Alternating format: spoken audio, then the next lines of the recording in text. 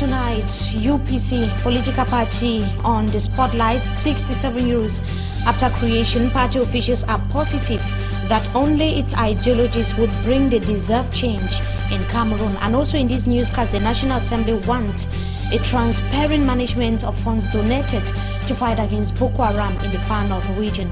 These are headlines. Details in a moment.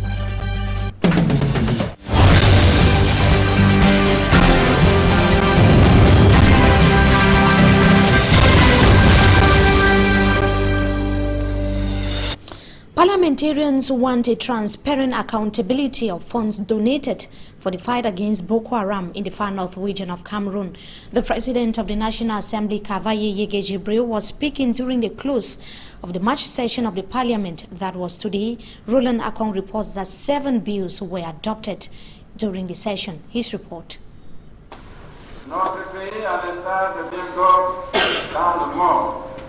Kavaye Yegejibril is asking for transparency over the Boko Haram war donations.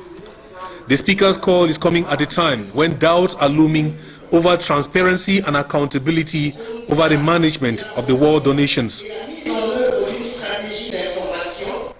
Speaking at the closing of the March session of the National Assembly, the House Speaker said 7 bills were adopted during the session, including the bill governing audiovisual activities in Cameroon, a bill which is coming at a time when Cameroon is preparing to switch over from analog to digital broadcasting. Kavaye appealed on the officials concerned with the process to build local content so that Cameroon should not solely depend on producing foreign TV programs.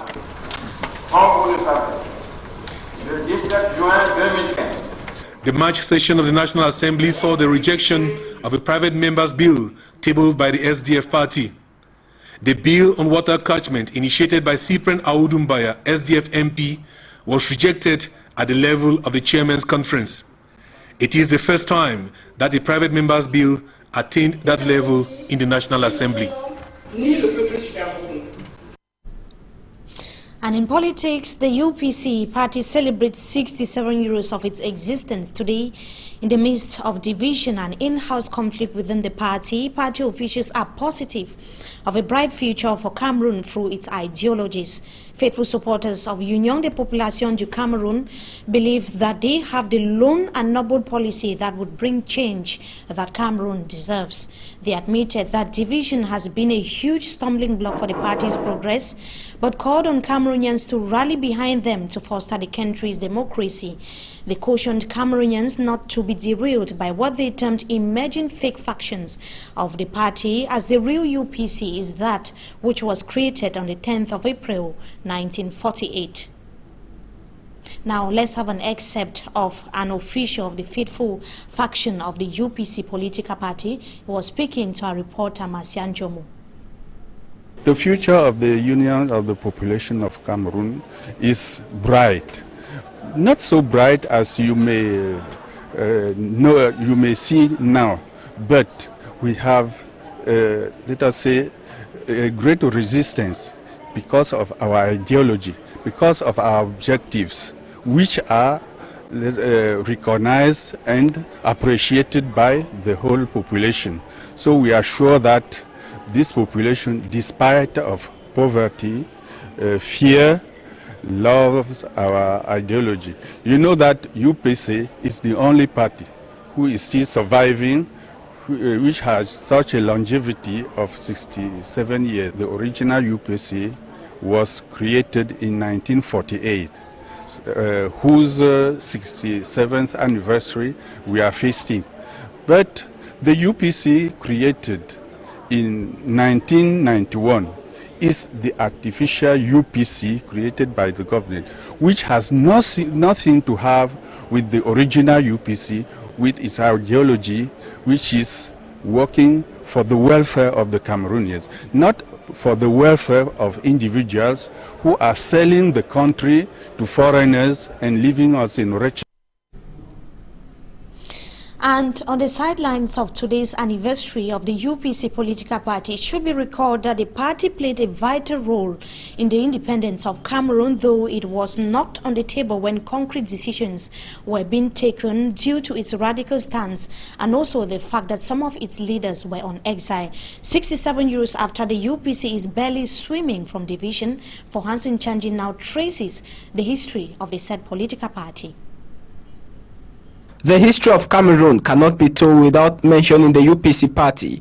A series of events favored the creation of Union de Population Camerounaise. Français communistes forment des syndicalistes camerounais. Henriette Ekwe, a former member, recounts that after the 1945 Second World War, the French Communist Party created syndicates in countries under French control. Cameroon was one. The creation of the African Democratic Rally, which constituted the 14 African colonies of France, greatly favored the creation of the UPC party. After fighting in the Second World War, syndicate leaders thought it was time to put an end to French rule. On April 10, 1948, the Union de Population du Cameroun is created and attached itself to the African Democratic Rally. 12 men assisted in the founding meeting. The main goals of the UPC party were simple: independence, reunification, and improvement of living conditions of Cameroonians. Ces trois points fondamentaux, évidemment une table ronde pour que tout le monde se réconcilie. To achieve these goals, Henriette Ekwe says, was a daunting task. That is where the battle began with French colonial masters. The turning point in the political life of the party came on April 10, 1950, with an enlarged meeting in Chang, West Region, regarded as the first Congress of the UPC party. A new leading committee was elected with President Chief Matthias Njumesi, Secretary General Ruben Omniobe. The party took part in the 1954 parliamentary elections, but did not succeed. Their quest for independence increased, and they demanded immediate reunification, setting a 10-year program. As the UPC party failed to use diplomatic methods to gain independence, they turned to brutal means, and it had one of its brutal confrontation with the colonial masters in 1955. This led to the exile of many to Accra, Cairo, Conakry, Beijing, the Czech Republic, among others. Ruben Omniobe was killed in the bush on 13 September 1958. Felix Mumi poisoned in 1960. Ernest Wanji arrested in 1970 and killed 1 year after. However, the Union de Population Camerounaise resurfaced in the 1990s with the emergence of multipartism. But Henriette Ekwe regrets today that Dika Aqua was relegated and Frederick Kodok chose as the leader of the rejuvenated version of the UPC party, a version which up to date has been living under the guidance of the government. Reasons why UPC now has several factions, and the government seems to like the divide and rule system. For Hansen Chanji, they're tracing the root of the UPC political party from 1948 to date. Now, officials of the Social Democratic Front are now reflecting on some of the party's achievements 2.5 decades after its existence. They said that the party played a vital role in promoting press freedom in Cameroon and also in the fight against corruption. But critics are, however, saying that as a lone principal opposition, the party of Niger Front still has a long way to go. Roland Akon tells us more.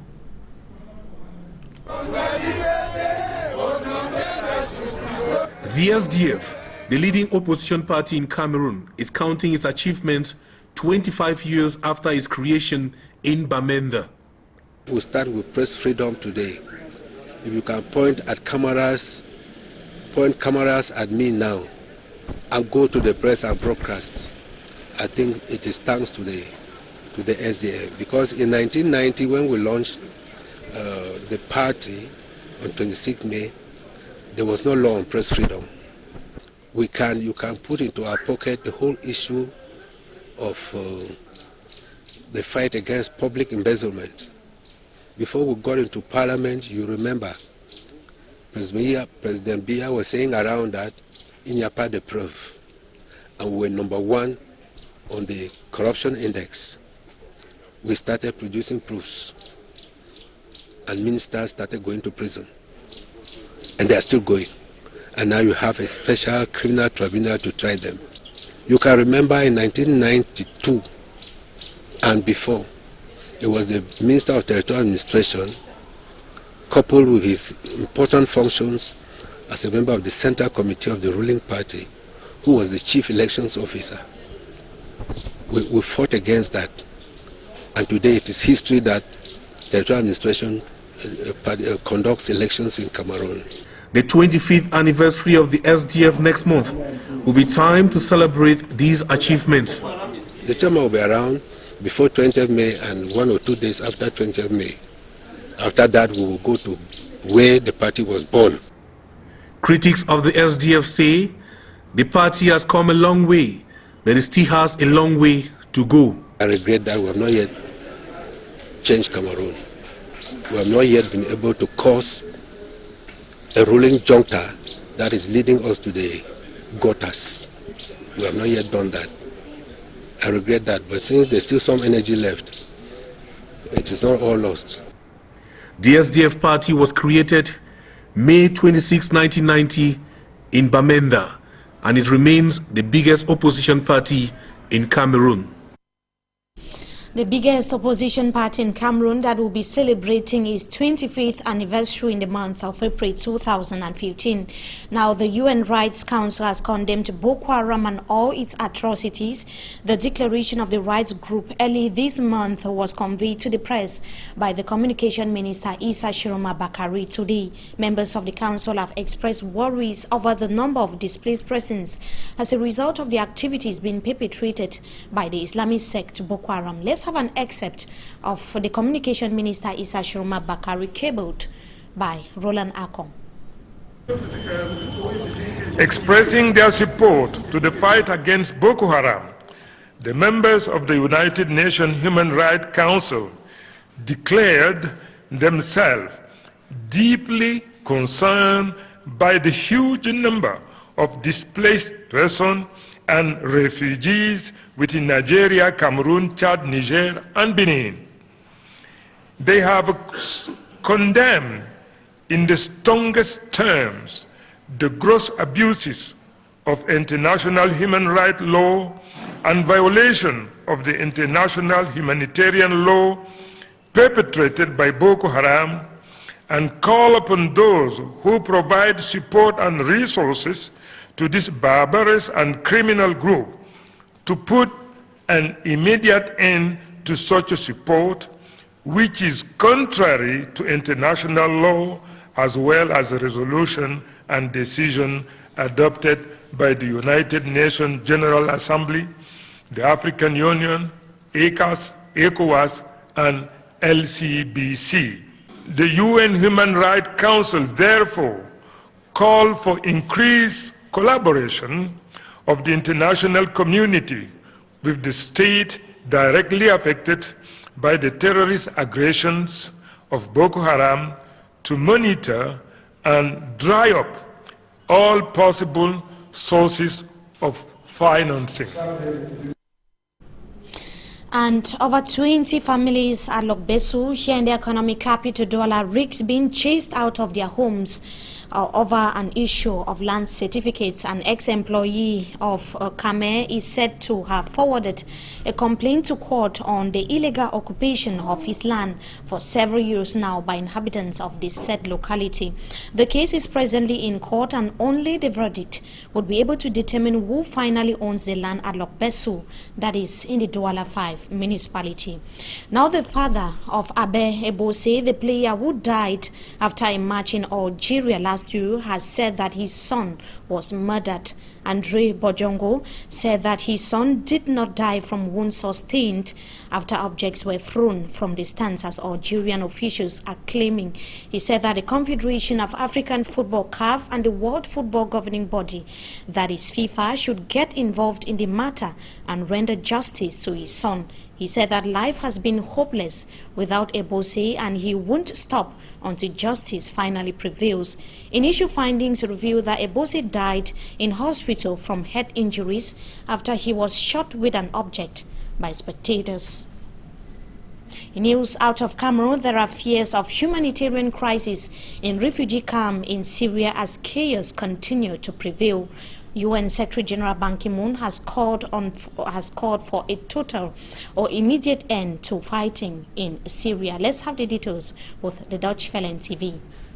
Desperately need food, water and medicine to survive. This amateur video is said to show one of the few aid shipments to reach the outskirts of the Palestinian refugee camp in Syria. Yarmouk itself is cut off. UN Secretary-General Ban Ki-moon has repeatedly warned about the deteriorating conditions in Yarmouk and has now stepped up his rhetoric. The Yarmouk refugee camp is the deepest circle of hell. After more than 2 years of merciless siege, 18,000 Palestinian refugees and Syrians are now being held hostage by Daesh and other extremist militants. A refugee camp is beginning to resemble a death camp. The sprawling Yarmouk refugee camp lies on the southern edge of the capital, Damascus.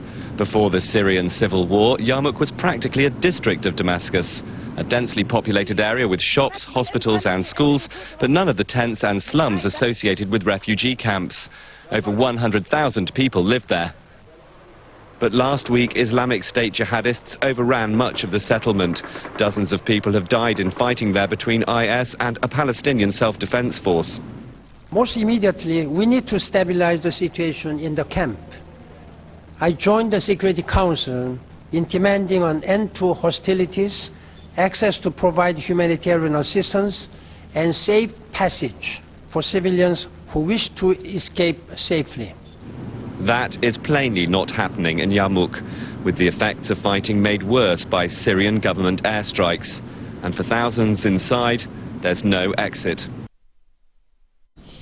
That is news out of Cameroon there, bringing us to the end of this edition of the Primetime Newscast on Equinox Television, during which we talked about the 67 years of existence of the UPC in Union Population du Cameroon, and it is coming at a time when party officials are positive that only its ideologies can bring the desired change in the country. That does it for this edition of the news. We thank you so much for joining us, wishing you a blessed stay in the company of our programs. Until we meet again, goodbye.